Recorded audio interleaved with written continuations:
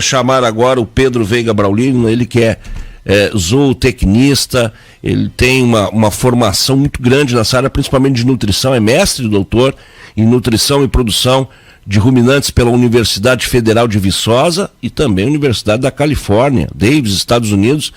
Sabe muito sobre esse assunto, sobre assunto de nutrição, principalmente confinamentos. E depois nós vamos estar falando também, juntamente aí, com a Helena Fagundes, que é nespriana e vai nos dar mais uns toques aí sobre a programação da jornada nesse ano. Começo pelo doutor Pedro Braulino, dando bom dia e para o senhor trazer aí para nós um resumo aí do que vai ser tratado nessa jornada da sua participação. Bom dia, bem-vindo à Conexão, amigo. Bom dia a todos aí, um prazer para nós estarmos aqui falando com vocês. Nós vamos abordar um pouco sobre alguns modelos nutricionais na pecuária de corte durante a nossa palestra no Nespro.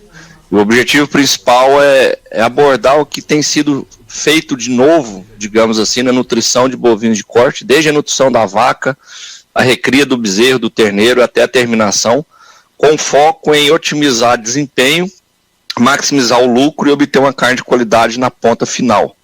A gente sabe que o consumidor, tanto do mercado interno nosso aqui brasileiro, quanto do mercado externo, tem aumentado muito a sua exigência em termos de qualidade de carne. Então a nutrição, a qualidade da carne passa obrigatoriamente pela nutrição, né? Outros fatores, sem dúvida nenhuma, melhoramento genético, etc. Mas o foco da nossa palestra vai ser sobre modelos nutricionais para a gente poder, então, obter uma carne de qualidade, mas ao mesmo tempo gerando lucratividade para o produtor rural, porque no final do dia, o que interessa é dinheiro no bolso. Nós precisamos produzir carne de qualidade, mas precisamos agregar rentabilidade ao sistema de produção de carne bovina no país.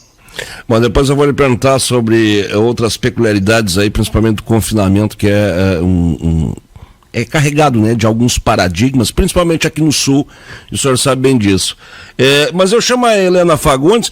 Ô Helena, falta pouquinho agora para mais uma jornada, né? Muito bom dia, bem-vindo à Conexão, amiga.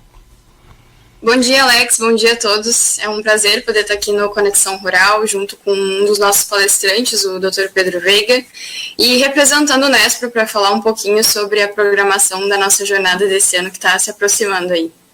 O que tu tem de destaque para nós aí, Helena?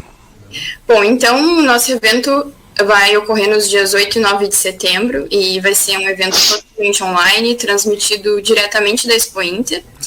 A abertura no dia 8, que é uma quarta-feira, vai ocorrer às 17h30 e logo em seguida a gente já vai dar início ao primeiro painel, que vai falar sobre as oportunidades e desafios no cenário nacional e internacional frente ao novo estado sanitário do Rio Grande do Sul. Desse painel participarão o presidente da FEBRAC, Leonardo Lamacchia, o médico veterinário Gedeon Silveira Pereira, que é presidente da Farsul e vice-presidente da CNA, o médico veterinário Dr. Bernardo Todeschini, que é adjunto agrícola do Brasil em Bruxelas, e o presidente do Sindicato Rural de Dom Pedrito, José Roberto Pires Weber.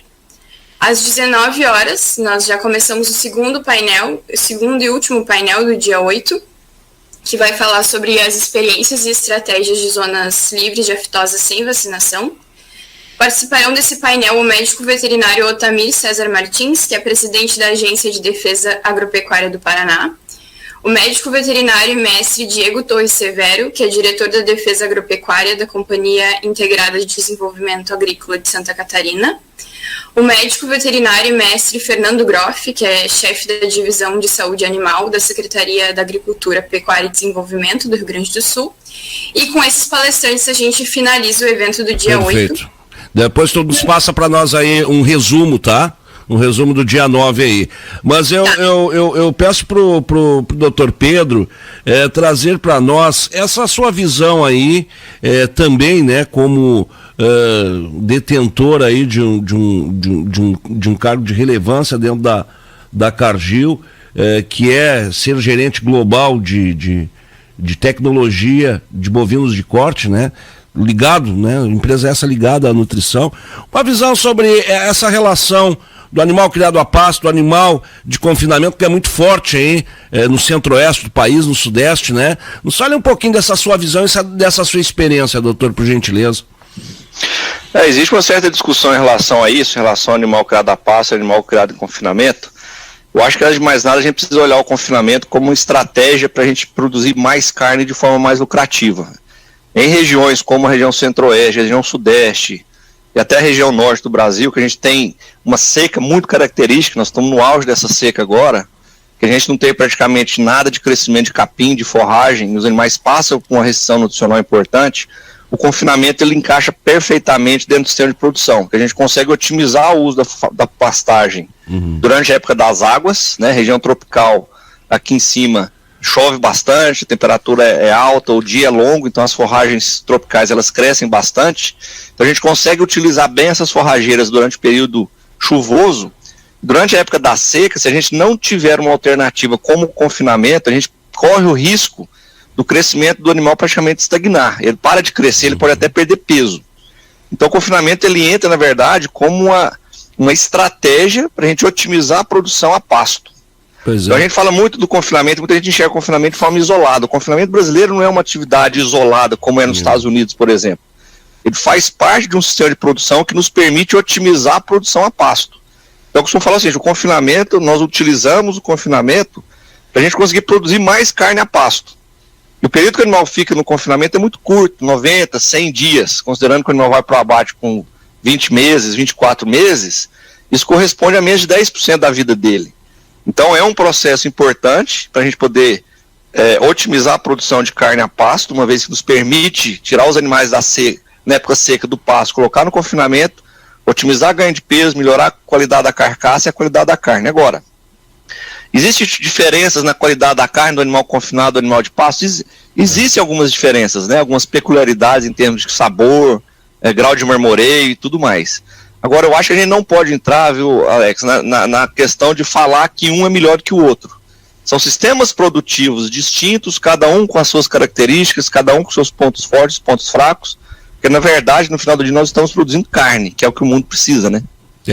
Ô, doutor, semana passada, né, nós até falamos aqui bastante no programa, entrevistamos um doutor em agrometeorologia também, sobre esse novo relatório aí desse órgão relacionado na verdade, intergovernamental, né?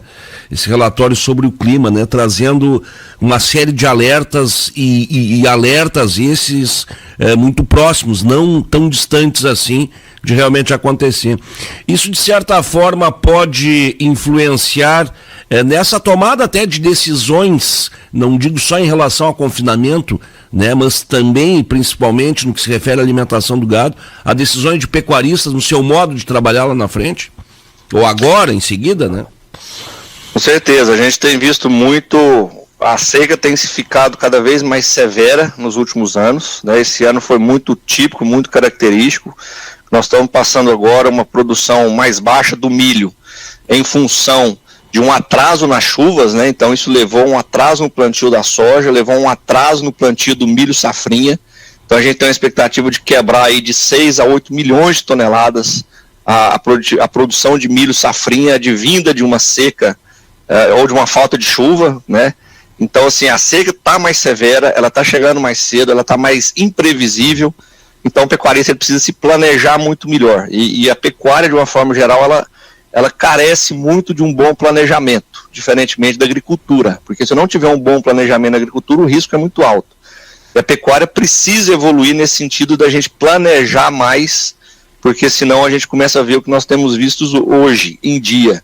Muitos produtores que não planejaram estão diante de uma situação muito adversa, de falta de pasto, porque não está chovendo, a seca está severa, não planejaram comprar comida e quando vai para o mercado comprar, a gente está vendo os preços como estão das commodities, os preços lá nas alturas. Então o produtor ele se vê numa situação muito complicada. Não tem comida porque ele não se planejou, e como ele não se planejou e não comprou insumos para poder ofertar para os animais na época da seca, se ele for para o mercado agora, fica praticamente inviável. Então essas alterações climáticas requerem de nós, produtores e pecuaristas, uma profissionalização na gestão da propriedade rural, e isso envolve planejamento nutricional, sem dúvida nenhuma. Gestão essa, Helena, que vai ser bastante discutida também na quinta-feira. Nós temos a abertura já logo às 8h30 da manhã e por aí vai, é todo dia de debates, né? Isso aí, às 8h40 a gente já inicia o primeiro painel do dia, que é sobre o protagonismo do agronegócio no futuro do Brasil, com a bióloga e doutora Ana Karina Vasconcelos, falando da comercialização de carne cultivada como uma alternativa sustentável. Teremos também o especialista em comércio internacional, Osler de Zousart, falando da eficiência e agregação de valor na produção de carne bovina. O engenheiro agrônomo e doutor Alexandre Varela, que é coordenador do programa LABEX, que vai falar do programa Embrapa LABEX, detecção de sinais e tendências para a inovação da pecuária de corte. E às 10h20 nós iniciamos o segundo painel do dia 9, falando de uma abordagem sistêmica para os sistemas de produção do futuro. Desse painel participarão o engenheiro agrônomo e doutor Fábio Montossi, que vai falar sobre a produtividade e sustentabilidade, um alinhamento necessário à produção a pasto. O engenheiro agrônomo e doutor Roberto Sainz, falando de sistemas de produção para o futuro da pecuária de corte. O engenheiro agrônomo a engenheira agrônoma e doutora Yara Bento Sunhê, falando das oportunidades organizacionais da pecuária de corte, uma visão de quem está fora do Brasil. E o médico veterinário Décio Coutinho, que é presidente executivo da Associação Brasileira de Reciclagem Animal, falando da sustentabilidade da cadeia produtiva da carne bovina.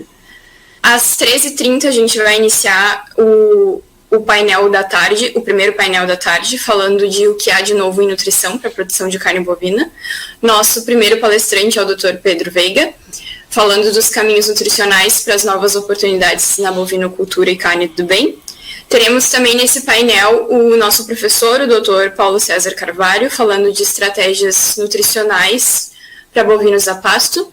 E aqui eu gostaria de dar um destaque para o último painel, que vai começar às 16h30, sobre soluções em manejo reprodutivo para os rebanhos de corte, porque nós temos 2 palestrantes internacionais falando sobre esse assunto, o Dr. Reinaldo Cook, dos Estados Unidos, que vai falar sobre o comportamento e a reprodução dos bovinos, e o Dr. Gabriel Bó, da Argentina, abordando os avanços no manejo reprodutivo para a pecuária de corte. Então, eles vão falar sobre os avanços que vêm acontecendo nessa área nos últimos anos, porque através do melhoramento genético foi possível selecionar cada vez mais melhores características para os animais, visando uma maior produtividade do rebanho. E as tecnologias como inseminação artificial em tempo fixo, a fertilização in vitro e a transferência de embriões vêm se desenvolvendo cada vez mais e vêm sendo aplicadas por mais propriedades que visam maiores êxitos na sua produção. Então, para concluir tudo isso, que eu tenho para dizer que a nossa jornada desse ano está imperdível, como vocês puderam ver aí na nossa programação. As inscrições estão abertas no nosso site, que é www.urgs.br/nespro, e é bem fácil de se inscrever, tem tudo bem explicadinho lá no site. A inscrição é gratuita, então a gente espera todos vocês por lá nos dias 8 e 9 de setembro. Perfeito. Toda ela virtual, todo o acompanhamento virtual, né, Helena? Isso aí, tudo virtual. Para nós fechar, doutor Pedro, nos passe um prognóstico para nós aí, já que nós estamos num momento de muito entusiasmo aí, entre pecuaristas, entre pessoal que, aliás, o pessoal que deixou de criar voltou a criar, o pessoal que cria está investindo mais. Claro que eu estou me referindo aqui às remunerações, que agora deram uma estabilizada, inclusive nessas últimas semanas, mas elas vieram numa crescente, principalmente nesse período aí, pós-pandemia. Nos dê algumas cartas do que pode acontecer na sua visão e na sua experiência também. O mercado é sempre muito imprevisível, mas o que a gente tem visto, é o que você colocou muito bem, o mercado está muito aquecido. Ultimamente os frigoríficos alongaram um pouco as escalas, então o preço deu uma diminuída nos últimos dias, mas o cenário de médio e longo prazo ele ainda é extremamente positivo. O mundo carece muito de carne, principalmente a Ásia, né, o movimento da China, como a gente tem visto.